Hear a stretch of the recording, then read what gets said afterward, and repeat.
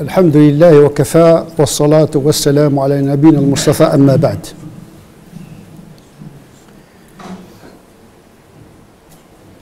Dans l'histoire de l'humanité, en principe, tout est changement. Tout évolue dans l'histoire de l'humanité. Les croyances, le savoir, les civilisations. L'humanité est une existence en perpétuelle évolution et changement. Les religions, les convictions, la technologie, ou bien la technique de l'existence, la gestion matérielle de la vie, la civilisation au niveau matériel, tout change. Mais dans l'humanité, il y a quelque chose qui ne change jamais. C'est comme le noyau incompréhensible de notre incompressible plutôt de notre humanité, à savoir les valeurs et les principes moraux. La moralité, la vertu, est inscrite dans l'ontologie, dans l'être humain, au-delà de l'enveloppe culturelle, religieuse de l'humanité en question. Dès la conception de l'être humain, cette fitra, cette prime nature,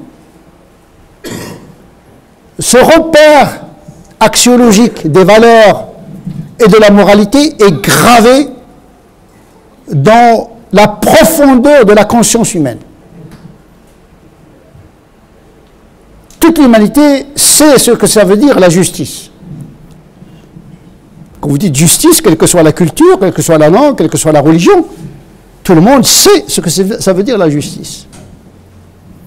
Mais pas tout le monde sait ce que ça veut dire deux droites parallèles en mathématiques. Est-ce que c'est selon la géométrie euclidienne ou non euclidienne? Ah, le savoir là, c'est la physique, laquelle newtonienne, d'Einstein, quantique. Mais toute l'humanité sait ce que ça veut dire la justice. Même le muet, même l'aveugle. Vous mettez un être humain parmi les animaux dans la jungle, il va savoir ce que ça veut dire la justice. Il va savoir également ce que ça veut dire le pardon. Et donc, au-delà de notre humanité, de notre culture, de notre religion, de notre conviction, de nos croyances, il y a toujours quelque chose qui est partagé par toute l'humanité, à savoir les valeurs et la morale universelle. Et à cet égard, l'islam n'a pas inventé la morale. Le Coran est venu pour confirmer, consolider ce que Dieu a inscrit dans la prime nature de l'être humain, à savoir la fitra. La tabdila li khalqillah. Point de changement à cette fitra, cette ontologie, cette vérité de l'être humain au niveau moral. Quelle que soit l'enveloppe du corps, quel que soit le sexe de la personne, quelle que soit sa croyance, en lui est gravé le nom de Dieu, même si la sédimentation culturelle a fait que le nom de Dieu a été obscurci, oublié, et même parfois quelques valeurs oubliées. Le Coran est venu justement faire jaillir cette source du cœur du croyant pour la redécouvrir, découvrir quelque chose qui était déjà en lui. Al-akhlaq. Le prophète sallallahu alayhi wa sallam résumait ainsi son message. Je ne suis envoyé que pour parfaire la vertu. Parfaire ne veut pas dire inventer, mais de travailler, de sculpter une vertu qui est déjà là. Travailler la vertu, mais la vertu est donnée à l'être humain dès sa naissance. Et c'est le point d'intersection de toutes les religions, de toutes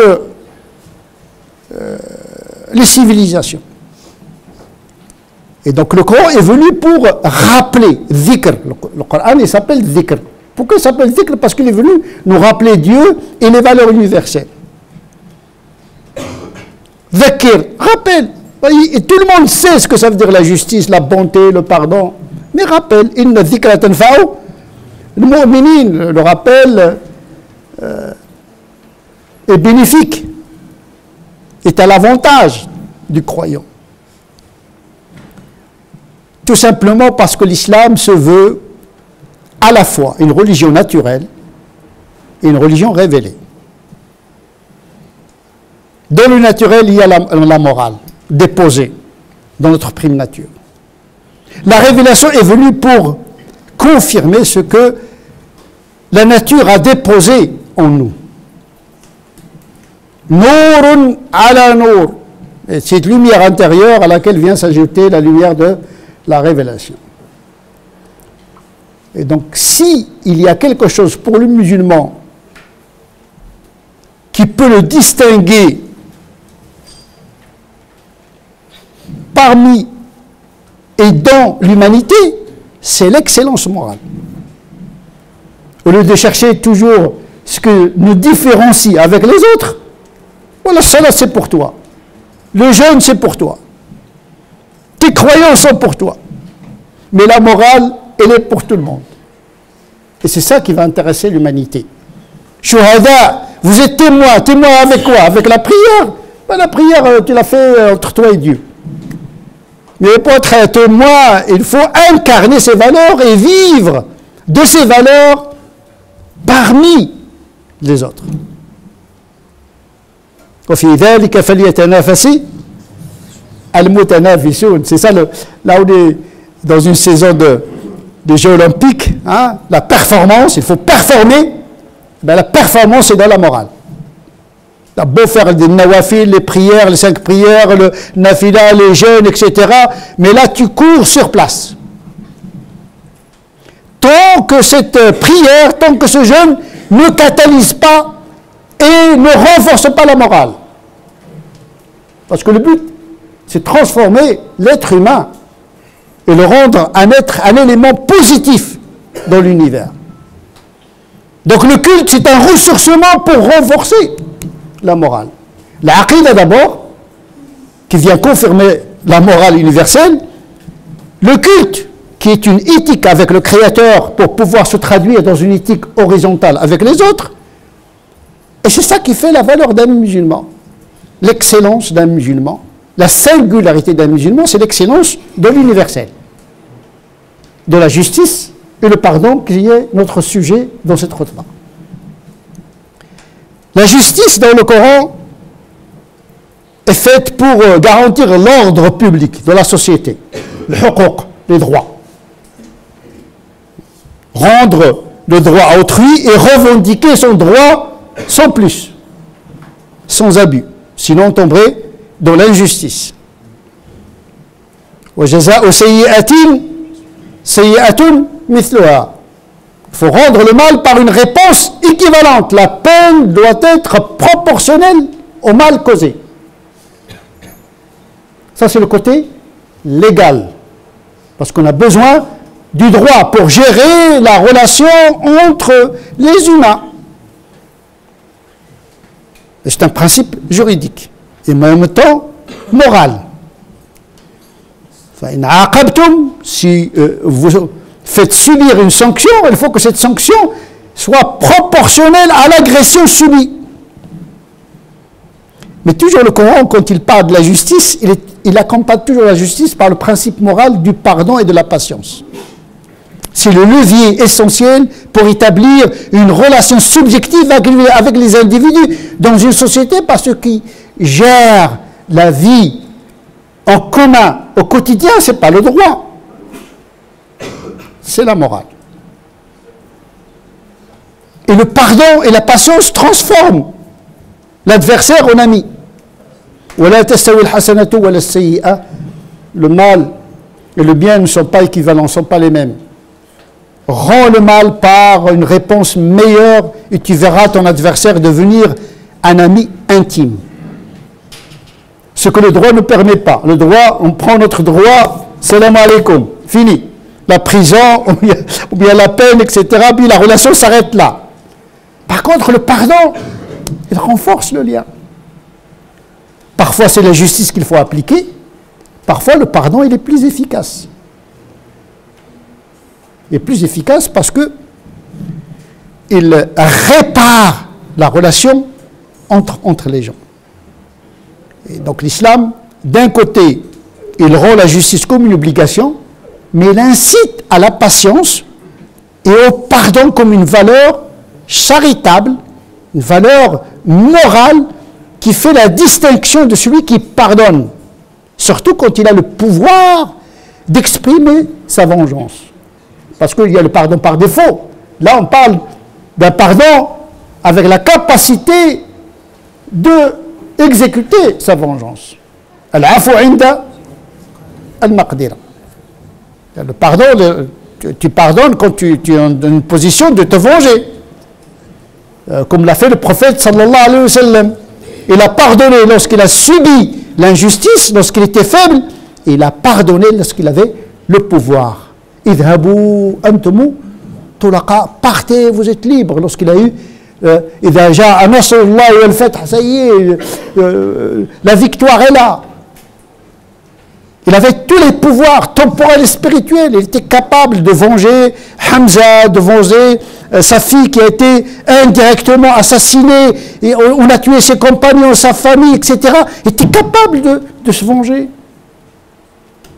Mais c'est ça la grandeur de notre religion incarnée par la grandeur de notre prophète sallallahu alayhi wa sallam. Il ne suffit pas d'appeler son fils Mohammed et de le laisser sans éducation à la mohammedienne. Une présence, nous sommes musulmans, nous vivons en Occident. Quelle est notre visibilité en Occident? Est-ce que la justice, le pardon, l'excellence, l'ihsan, ou bien nous sommes des consommateurs de droit? Ce n'est pas avec une gomme de droit qu'on va faire la distinction du musulman par rapport à autrui. C'est par l'ihsan, la bonté, la charité, cette capacité d'être à la hauteur de ce message-là. Au lieu d'être le consommateur des droits, il faut être le producteur de droits et du pardon et de l'ihsan. Si on peut, bien sûr. Mais en tout cas, le musulman ne doit pas être injuste, prendre l'initiative de l'injustice, ou bien de reprendre son droit de manière injuste. Donc, la justice dans les finalités et la justice dans les moyens d'accéder à son droit. C'est notre religion qui est comme ça. Et qui confirme véritablement une morale qui est déjà partagée par toute l'humanité. Et donc, s'il y a quelques distinctions à faire, quelques singularités, quelques excellences à visibiliser dans les sociétés sécularisées, c'est la visibilité morale. Et pas le halal, le mariage halal, le viande halal, etc. Ça, c'est pas de la morale. Ça s'appelle le fiqh, où il y a des avis qui peuvent vous donner beaucoup de choix dans la consommation, dans le mariage. Ça s'appelle le fiqh, le droit canonique. Mais l'akhlaq, c'est autre chose. Beaucoup de musulmans pensent que halal, haram, c'est ça la morale. C'est pas ça la morale. Ça, c'est la norme. Mais une norme sans morale n'a aucun sens. Tant qu'il n'y a pas cette perspective de la justice qui est gravée dans le cœur du croyant avant qu'elle soit inscrite dans le texte. On dit toujours que la justice est d'abord dans le cœur du juge avant qu'elle soit inscrite dans le texte de la loi. Parce que dans le Coran il est juste. Mais est-ce que ma lecture du Coran est juste? Est-ce que ma pratique du Coran est juste? C'est là où il y a le vrai problème. Parce qu'on peut tuer avec le Coran. On peut voler l'argent d'autrui avec le Coran. On peut parler derrière quelqu'un et l'insulter avec des versets. On peut prendre son argent et détruire son honneur avec un hadith du prophète. Donc en réalité, il ne faut pas chercher la morale dans le texte, dans le Coran. Le Coran dit cherchez la morale en vous-même. En vous-même. Il faut chercher la vérité morale. نسأل الله عز وجل أن يجعلنا من الذين يستمعون القول فيتبعون أحسنه أولئك الذين هداهم الله وأولئك هم أولو الألباب. اللهم اهدنا فيمن هديت، وعافنا فيمن عافيت، وتولنا فيمن توليت، وبارك لنا فيما أعطيت، وقنا واصرف عنا شر ما قضيت، فإنك تقضي ولا يقضى عليك، وأنه لا يذل من وليت ولا يعز من عاديت، تباركت ربنا وتعاليت. اللهم صل وسلم على سيدنا محمد وعلى آله وصحبه. سبحان ربك رب العزة عما يصفون، وسلام على المرسلين، والحمد لله رب العالمين.